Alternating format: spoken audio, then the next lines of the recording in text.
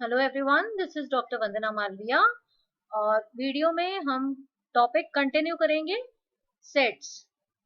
इस वीडियो में डिस्कस करने वाले हैं हम types of sets. Last video में इस टॉपिक के पार्ट 2 में हमने डिस्कस किया था सबसेट्स।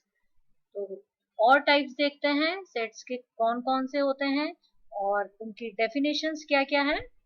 तो सबसे पहले है universal set. In a context, a non-empty set of which all the sets under consideration are subsets is called the universal set. Universal set एक non-empty set है of which all the sets under consideration are subsets. जो उसके ये आप समझें, एक example से अगर यहाँ पर समझाऊं तो आप यहाँ पर देखें कि if A is this set, यहाँ पर एक सेट बताया गया जिसमें एलिमेंट है 1 3 5 7 9 11 13 और 15। B सेट है 3 5 7 13 और C है जिसमें एलिमेंट है 1 3 5 7 11 13। अब यहाँ पर हम इस A को यूनिवर्सल सेट कहते हैं B और C का, क्योंकि B आप देखें कि B के सारे एलिमेंट A में कंटेन्ड है और C के भी सारे एलिमेंट A में कंटेन्ड है। B और C A के क्या है? सबसेट्स हैं और B पूरे के पूरे आपको नजर आ रहे हैं, सारे एलिमेंट 3 5 7 13 है A में। ऐसे ही C के भी सारे एलिमेंट A में हैं। तो then A is a universal set of B and C as B contained in A and C contained in A।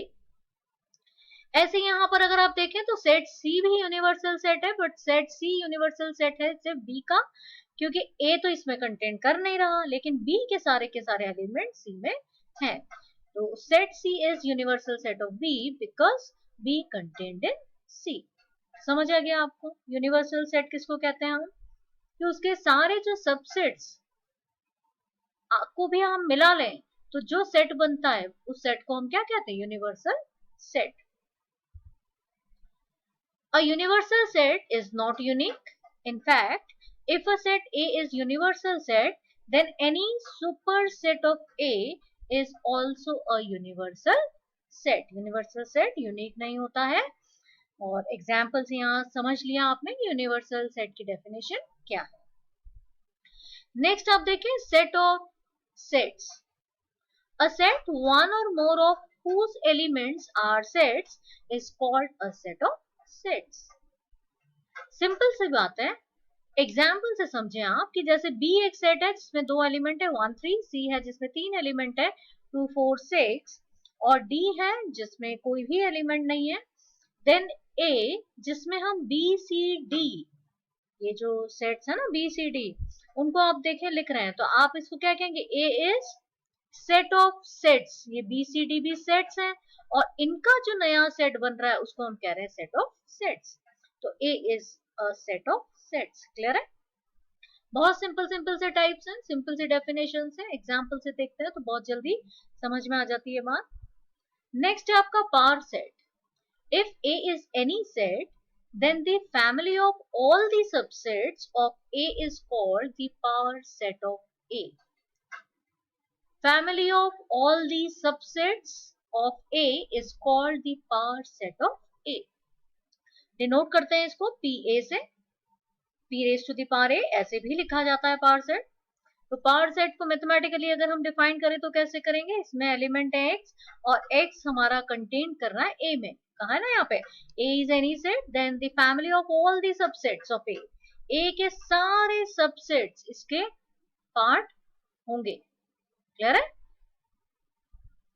Example देखें आप, if A is a null set 5 then PA has just one element 5, that is P5 equal to 5। A एक null set है, null set है means उसमें कोई element नहीं है तो हम ऐसे इसको डिनोट कर रहे हैं 5 से। Then PA has just one element जिसको हम क्या कह देंगे? 5। तो P5 इक्वल टू 5। यहाँ पर आपको बताया है कि if A is a finite set having n elements then PA has 2 raised to the power n element। Power set में कितने एलिमेंट होते हैं? अगर A एक फाइनाइट सेट है जिसमें n एलिमेंट हैं तो पावर सेट में 2 raised to the power n element होंगे। क्लियर है? तो इस वीडियो में हमने डिस्कस किया power set, universal set, set of sets. और यहाँ पर आप ध्यान रखें कि पार सेट में कितने एलिमेंट होते हैं, 2n, अगर ए फाइनाइट सेट में n एलिमेंट है। तो इस वीडियो में इतना ही। इसके साथ सेट्स के टाइप कंप्लीट होते हैं। नेक्स्ट वीडियो में कंटिन्यू करेंगे टॉपिक को। वीडियो के किसी भी पार्ट में अगर आपको डाउट है तो कमेंट सेक्शन में जरूर मेंशन करें। प्रीवियस वीडियोस के लिंक के लिए आप डिस्क्रिप्शन बॉक्स और प्लेलिस्ट को चेक कर सकते हैं। आपको सारे वीडियोस के लिंक वहां मिलेंगे, आप वो वीडियोस जाकर जरूर देखें। तो चलिए मिलते हैं नेक्स्ट वीडियो में। Till then keep watching my videos. Thank you, thanks a lot.